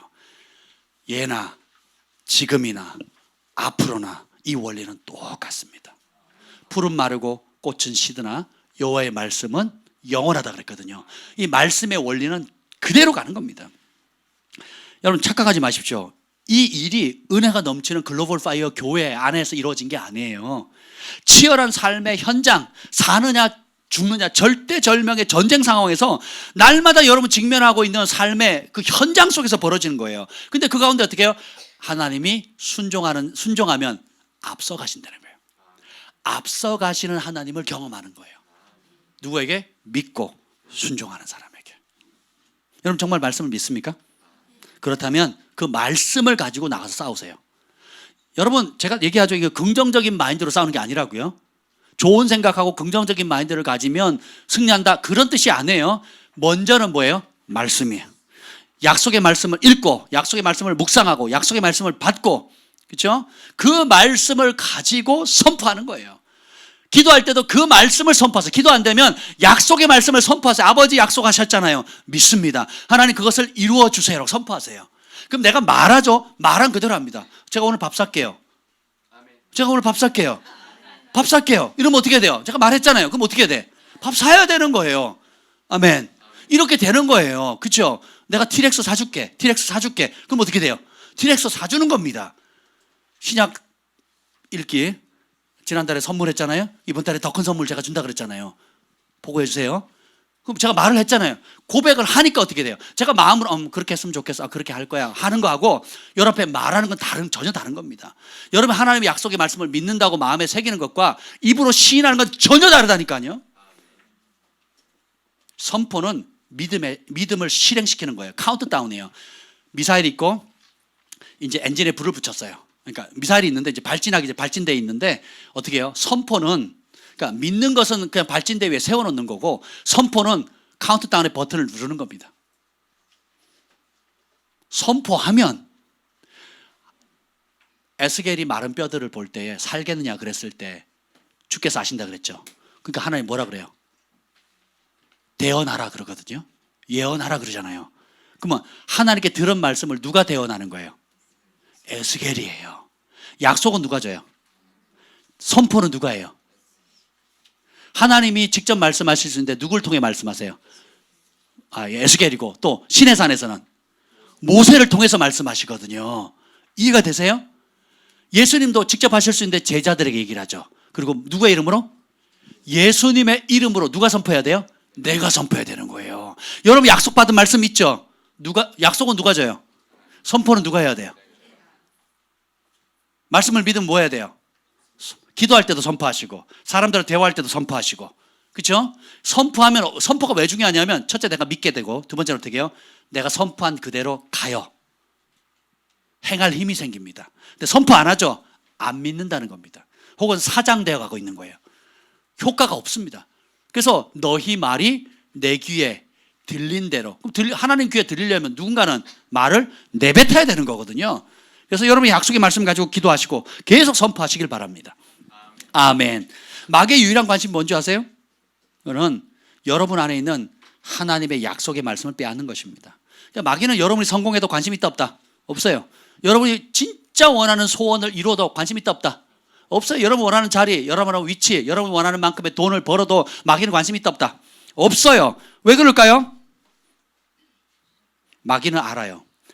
그렇게 우리가 원하는 것 성공한 뒤에 말씀을 빼앗을 수 있다면 여러분의 모든 것을 빼앗을 수 있다는 걸 알기 때문에 그렇습니다.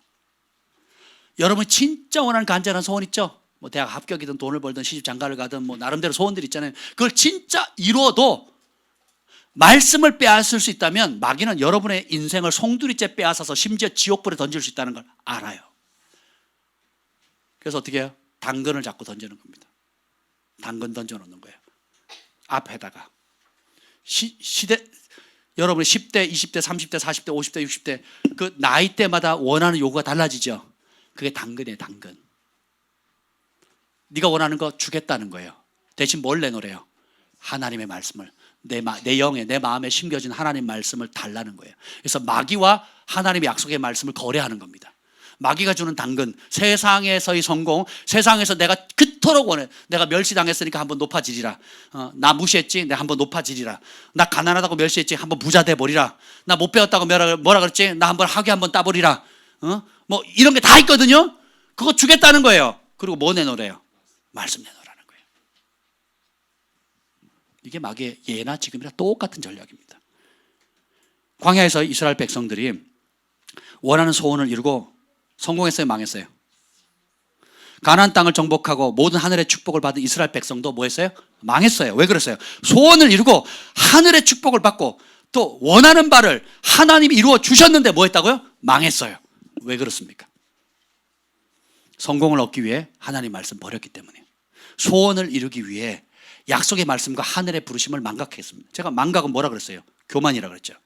망각하면, 하나님 하신 일을 망각하면 누가 했다 그래요? 내가 했다 그러거든요. 내가 노력했고 내가 수고해서 내가 애썼기 때문에 그렇게 됩니다.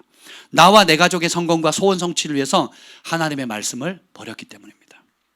그래서 이 마지막 때 하나님께서 주님 앞에 즐거이 헌신하는 야엘 같은 세대를 일으키는 거예요. 그게 뭐냐? 어떤 손해를 볼지라도 어떤 어려움이 있을지라도 하나님 말씀을 절대 버리지 않는 겁니다. 계시록 22장 11절 마지막에 한번 찾아보죠. 계시록 22장 11절 너무 중요한 구절이에요. 마지막 때 주님이 재림하시기 천년왕국이 올 때에 하나님께서 이 마지막 때 되어질 일들을 예언합니다. 우리 시대의 예언이에요. 계시록 22장 11절 함께 읽겠습니다. 시작. 불의를 행하는 자는 그대로 불의를 행하고 더러운 자는 그대로 더럽고 의로운 자는 그대로 의를 행하고 거룩한 자는 그대로 거룩하게. 마지막 때가 되면 교회를 다녀도 종교는 기독교를 할지라도 그 내면에 세상 좋아하면 애굽 좋아하면 계속 불의를 행한다는 거예요. 더러운 거 좋아하면 더러운 일 안 되는 거예요. 반대로 세상이 아무리 어둡고 힘겹고 하나님의 법을 대적한다 할지라도 하나님의 말씀과 그분을 사랑하는 자는 계속 의를 행하고 계속 더 거룩한 길로 간다는 겁니다. 어둠은 점점점 어두워지는 만큼 빛은 더 찬란하게 빛난다는 거예요. 세상 문화가 그렇다고 핑계하지 말라는 겁니다. 다니엘 시대 보세요. 다니엘의 섬긴 왕 느부갓네살 벨사살 왕 그 4대 왕조가 착한 왕이에요? 나쁜 왕이에요? 사악한 왕이거든요. 그러니까 우리 같으면 어떻게 해요? 문 대통령이 지금 문제야. 그래서 트럼프가 문제야. 김정은이 문제야. 시진핑이 문제야. 그래서 안 되는 거야. 뭐 학교가 어때? 선생님이 어때? 뭐 다 누구예요? 남 탓하잖아요. 그래서 안 돼. 근데 주님 뭐라 그럽니까? 그래서 내가 널 보냈다라고 하는 거예요. 불의로 가득 찬 세상. 다니엘이 살던 세상은 지금 우리가 살고 있는 세상보다 더 밝았어요? 어두웠어요? 더 악했죠? 더 심각했죠? 불의로 가득 찬 세상 가운데 모두가 악을 행하던 시대에 다니엘은 더욱 찬란해집니다. 다이아몬드를 어디다 둡니까? 무슨 색 벨벳에 둡니까? 검은색 벨벳에 두거든요. 여러분을 비친 여러분을 하나님께 어디에 두세요? 어둠 가운데 두시거든요. 이 다니엘이 이렇게 찬란했던 이유가 어떻게 했을까요? 다니엘의 인생의 목적은 아주 심플했어요. 성공, 축복, 소원, 성취보다 하나님의 말씀에 목숨을 걸었습니다. 그의 삶의 목적은 성공이 아니에요. 그의 삶의 동기와 목적은 오직 하나님입니다. 하나님이 전부였어요. 하나님 이 시대도 하나님이 전부인 세대를 우리를 방향을 틀어갔어요. 주님이 우리를 전부로 여기세요. 그래서 자신의 전부를 주셨습니다. 그 사랑을 우리가 알게 되면 깨닫게 되면 진짜 깨달으면 어떻게 돼요? 우리도 그분을 부분을 들여 사랑할 수가 없어요. 그래서 첫째 계명이 뭐예요? 내 주 너의 하나님을 마음을 다하고 뜻을 다하고 힘을 다하고 목숨을 다해서 사랑해라. 첫 계명을 첫째에 두는 겁니다. 그것만 해도 여러분 인생이 전환이 온다니까요. 그걸 조차 안 해요. 그리고 그 가치를 몰라. 교회 다니고 예배 드리고 각종 교회에서 요구하는 행사를 한다고 해서 내가 이미 그런 존재라고 착각하시면 안 돼요. 그것부터 깨져야 돼요. 교회에서 요구하는 어떤 종교적인 의무를 수행했다고 해서 내 마음 중심마저 그렇게 정해졌다는 게 아니라니까요. 하나님은 외모를 보지 않으십니다. 중심을 보시는 거예요. 그 중심이 뭐예요? 다 하고 다 하고 다 해서 조금도 아끼지 않고 전부를 걸어서 주님을 사랑하게 되면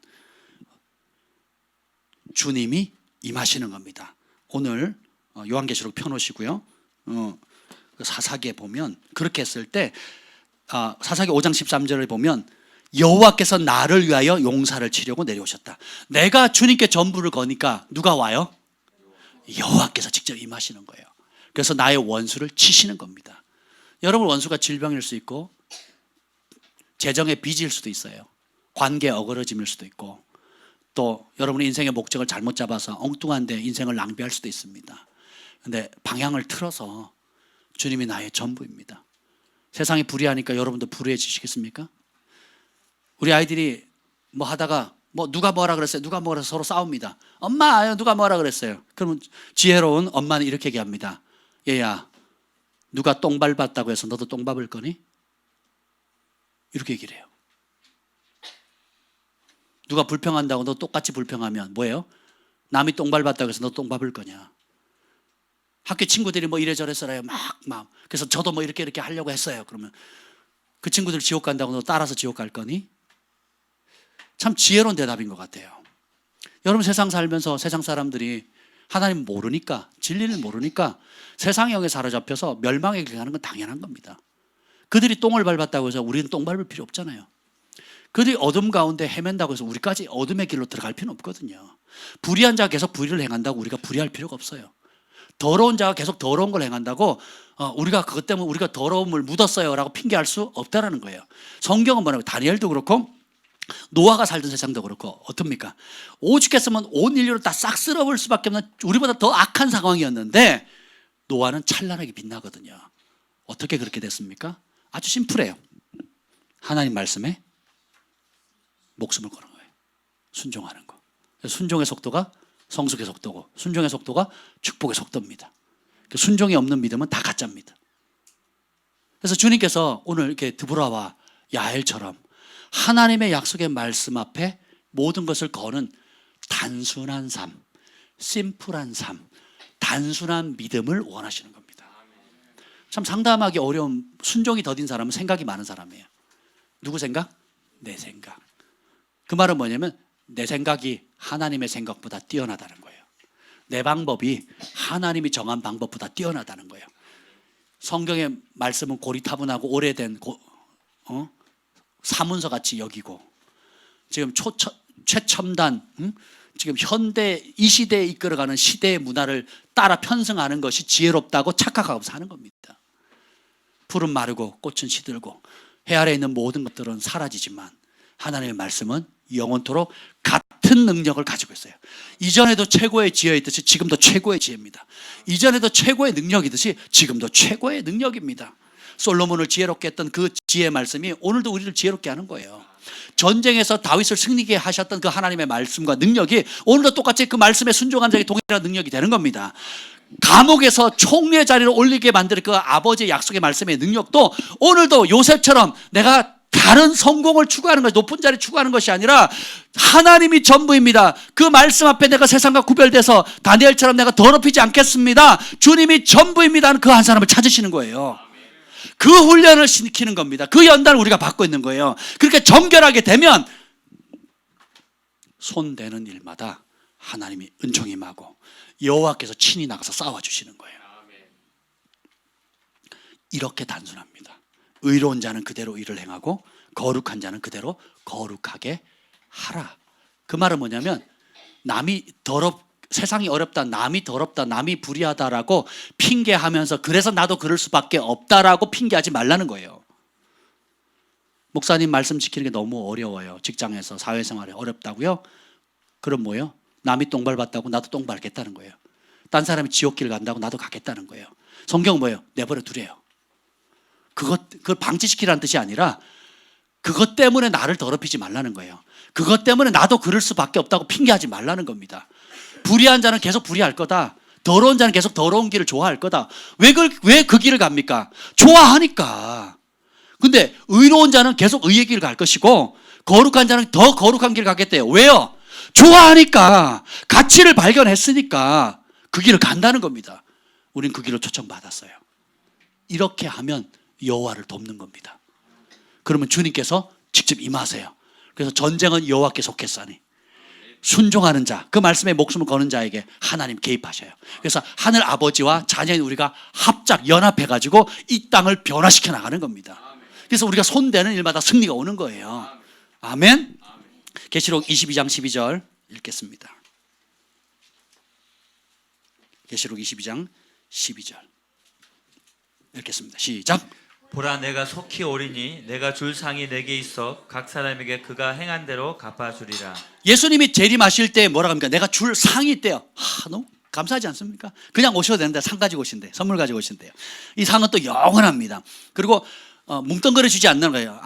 김 목사님과 제가 부부니까 하나니까 그래 나눠 가져라 이러지 않는다는 거예요. 각기 준다는 거예요. 여러분에게 다 각기 수고한 대로 준다는 거예요. 기도한 대로, 헌신한 대로. 근데 뭐예요? 어떻게 갚아준대요? 믿음대로예요, 행한대로예요? 우리는 자꾸 이걸 믿음대로 읽어요. 믿음대로 주지 않아요. 뭘대로? 왜요? 믿음은 뭘로 나타나니까? 행동으로 나타나거든요. 행동으로 나타나지 않은 믿음은 가짜거든요.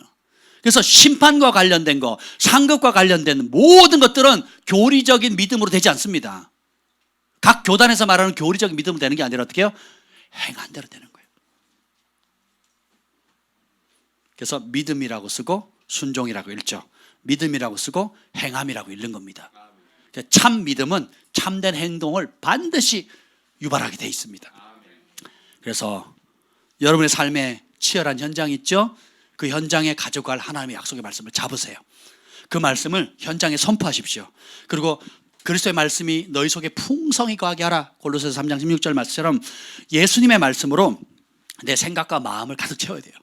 그분의 말씀을 가득 채우면 전쟁이 나오는데 총알이 너무 넉넉한 겁니다. 온갖 종류의 무기들을 다 완전 무장해 있는 거예요. 근데 말씀을 모르거나 말씀에 관심이 없으면 어떻게 해요? 전쟁은 뛰어들기로 결단했는데 나가보니까 총알이 있어요, 없어요? 칼도 없어. 칼인 줄 알고 들었는데 지푸라기예요, 지푸라기. 완전 무장한 줄 알았더니 완전히 벌거벗고 있는 거예요, 벌거벗고. 구멍이 숭숭숭 나와 있는 겁니다. 그래서 구원의 투구, 그리고 성령의 검, 곧 하나님의 말씀을 가지라. 하나님의 전신갑주를 취하라. 결국 뭐예요? 하나님의 말씀을 잡아요. 아멘. 신명기 2장 25절 읽고 마치겠습니다. 오늘부터 내가 천하 만민이 너를 무서워하며 너를 두려워하게 하리니 그들이 너의 명성을 듣고 떨며 너로 말미암아 근심하리라. 하나님의 말씀에 복종하는 백성들은 어디를 가든지 두려움이 생깁니다. 제가 군대 얘기를 했잖아요. 군대 막내였어요. 막내였는데 제가 자대 배치 받자마자 그 다음 날 그 유격과 100km 행군을 했어요. 그러니까 자대 배치를 받던 그 다음 날 아침에 그랬단 말이에요. 그랬는데 중대원들이 다 모여 있는데 중대장님이 저보고 대표 기도를 하래요. 제가 군종도 아니었거든요. 군종도 아니었어요. 대표 기도하래요. 그날로부터 모든 훈련을 나갈 때는 제가 대표 기도를 했습니다. 축복을 했어요. 보호 기도를 했습니다. 아니 용사들의 용사 다 유단자들이거든요. 전직 깡패 아니면 태권도 유단자, 특공무술 이런 사람들이 실제로 훈련을 뛸 때는 어떻게 해요? 누구 기도를 시켜요? 저에게 기도를 시키는 거예요. 대대 막내에게. 그리고 사람들이 그럽니다. 쟤 건드리지 마, 부정타. 큰일 안 되는 거예요. 실제로 그랬거든요. 선대하면 내가 너를 축복하는 자 축복하고 저주하는 자 저주. 사람들이 모르는데 그 구절 알아요, 몰라요? 모르는데 그렇게 대한다니까요. 직장에 가보세요. 친구들 만나보세요. 여러분이 진짜 하나님 말씀을 사랑하게 되면 하나님이 함께 하세요. 그러면 그것이 보이든 보이지 않든 느끼든 못 느끼든 그 파장은 나타나는 거예요. 바람처럼. 주님께서 여러분을 열국 가운데 특별한 성민으로 부르신 겁니다. 심플한 길로 가면 돼요. 그분의 약속의 말씀을 사랑하는 겁니다. 그 말씀에 순종하는 것이 내 인생의 목적이에요. 그리고 그것을 사랑합니다. 그걸 읽고 소중히 대하는 거예요. 우리가 신약 일독을 지금 계속 하는 이유가 뭡니까? 예수님의 말씀을 달달달하게 하는 거예요. 그리고 그것이 내 영적인 병기고의 무기가 되는 겁니다. 그리고 지금은 잘 모르는데 전쟁의 상황이 딱 생기면 내 안에 어떤 무기를 가지고 있는지, 내 그 말씀에 대한 믿음의 반응을 내가 어떻게 하는지가 드러납니다. 근데 그거 안 하죠. 그럼 어떻게 돼요? 지푸라기 잡고 있는 거예요. 전신갑주가 아니라 너덜너덜한 구멍난 옷을, 천을 입고 있는 겁니다. 그래서는 안 되겠지요. 오늘 하나님께서 이 땅을 살아가는 동안에 전 세계 열방 가운데 하나님을 도울 자를 찾고 계세요. 하나님을 도울 자를 찾고 계십니다. 어떻게 돕는다고요? 첫 번째, 하나님의 약속의 말씀을 믿는 거예요. 믿어드리는 겁니다. 다른 길이 있다 없다, 다른 방법이 있다 없다, 그분의 말씀밖에 없다. 두 번째는 믿는 말씀 어떻게 돼요? 선포해야 돼요. 선포는 카운트다운 하는 거랬죠. 그 미사일 발진시키는 버튼을 누르는 거와 똑같아요. 선포 안 하면 실행이 안 됩니다. 선포하셔야 돼요.